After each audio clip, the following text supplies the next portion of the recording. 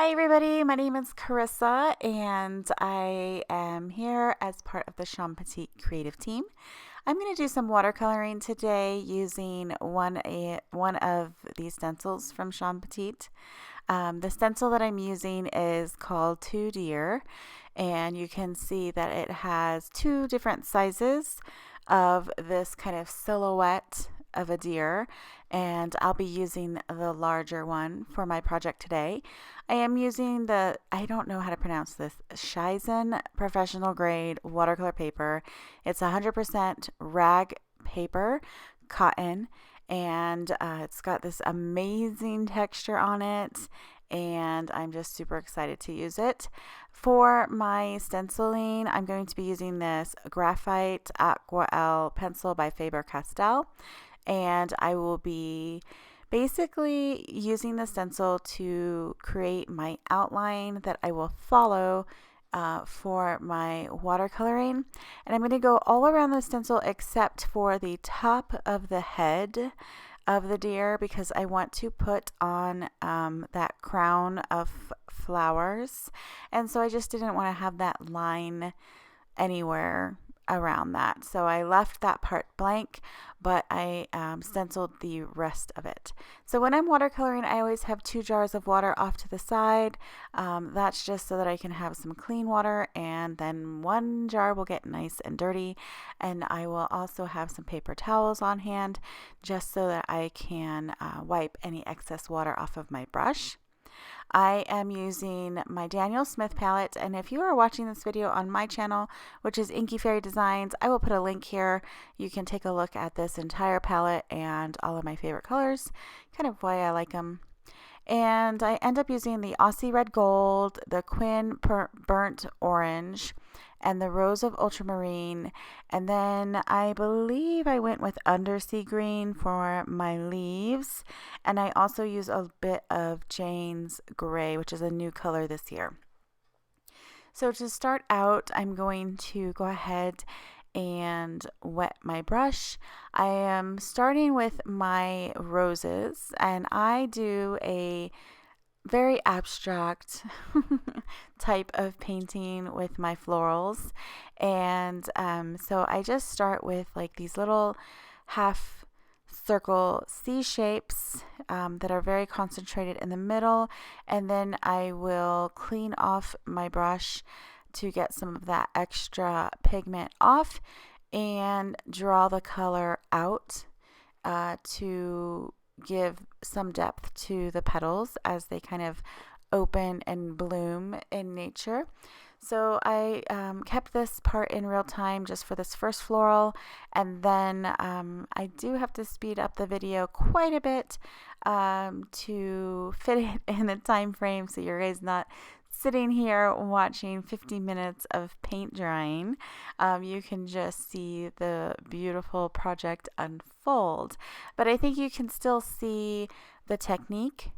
You can see that I am using a wet on dry technique, which is what we call it in watercoloring, and that's just where the paper is completely dry, and then I bring in the wet pigment onto the paper and then draw it out with more water.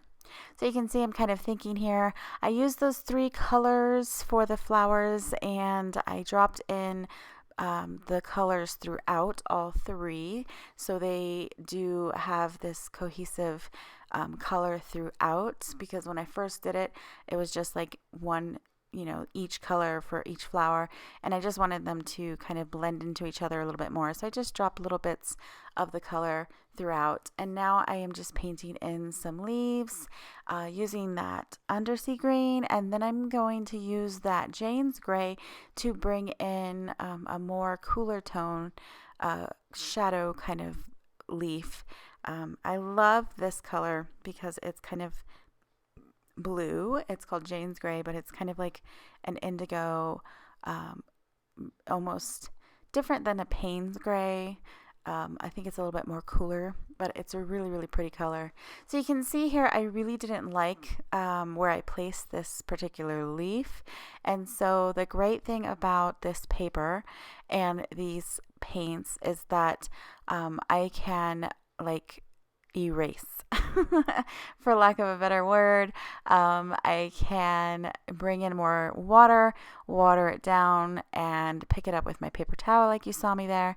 And it's super easy.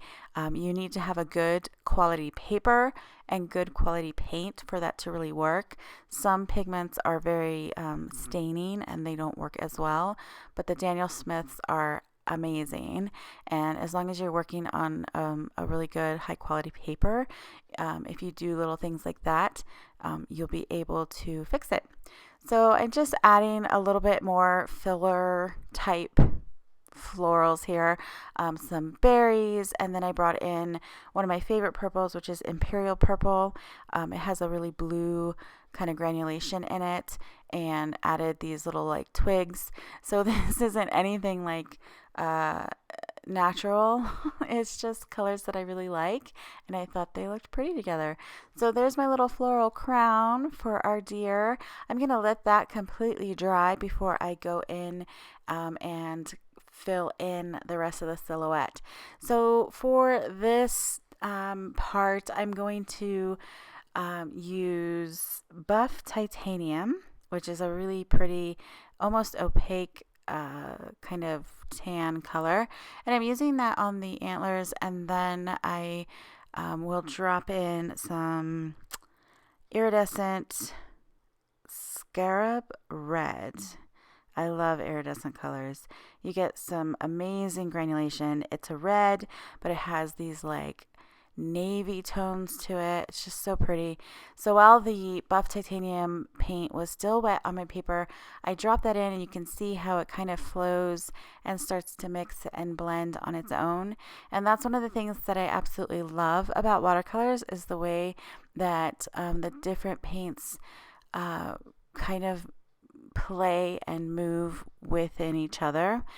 So I'm doing the same thing. I'm still doing mostly kind of a combination of dry on, or wet on dry, and then wet on wet. So here you can see I totally just, I don't know what happened. I lost control of my brush, fell on my paper, and I had a little boo-boo there.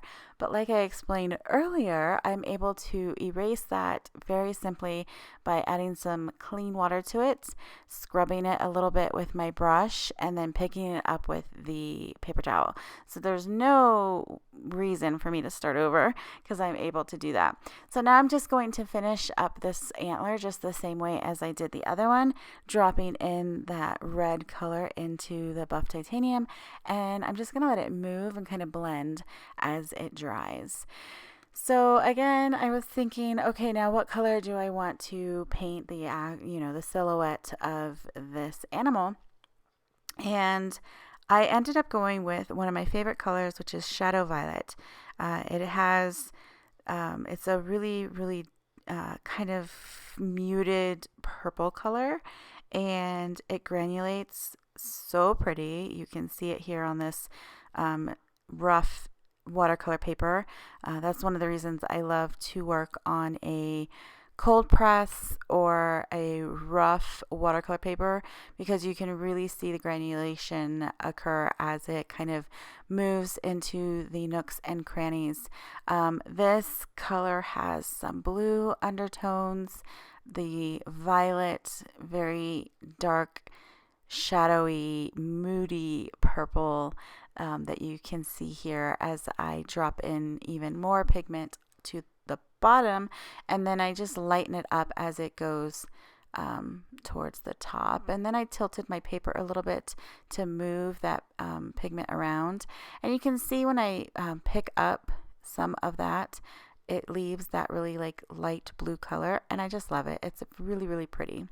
So I'm going to fuss with this a little bit, and then I will let that dry completely. And I loved it the way it was, just that stark white contrast around it. But I absolutely love some teal and I thought I would make just a little bit of some color around the silhouette using Sleeping Beauty Turquoise Genuine. The genuine colors from Daniel Smith are gorgeous. They are natural kind of stone ground minerals that are created into watercolors. So they have some fun properties, and a lot of them have some shimmer to them. This one does not, but it granulates really pretty. So I'm just kind of adding this little shadow around it and blending it out. So for this technique, I am definitely using a wet and wet. So this project has a lot of different watercolor techniques in it. The wet and wet is beautiful for creating like really soft, pretty blended backgrounds, and I love to use them for like these little shadow areas around an image or painting or something like that.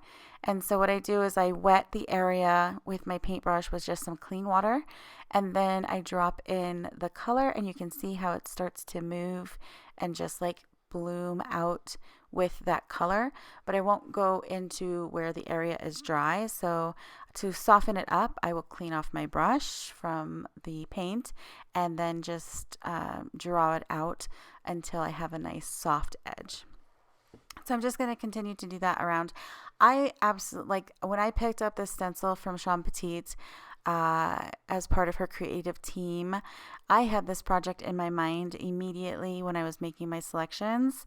I knew that while I am a mixed media artist, I am also a watercolor artist, and I love to use different products and tools in my paintings, and sometimes drawing isn't super natural for me.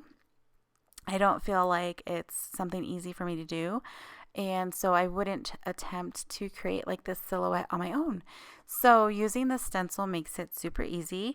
I can just use a water-soluble pencil and create that outline, and then I can do what I love, which is coloring and creating these really beautiful paintings using the watercolors. So I felt that the blue was quite dark, so I'm using my paper towel again to kind of pick up some of that excess pigment, and you can see I just use some clean water and scrub it a little bit, and then I'm pretty much done. I'm gonna lift it up here. It is still wet, so the paint is still, moving in the fibers of those papers, but I like to go ahead and let it dry naturally, and then I will show you some pictures, close-ups of it completely dry and finished. So I'm super excited to be part of the creative team this year with Shawn Petite and all of the other amazing ladies. I hope you enjoyed this kind of different project and way to use her stencils, and I can't wait to share more with you over the next year. Thanks so much for watching, and I will see you next time. Bye.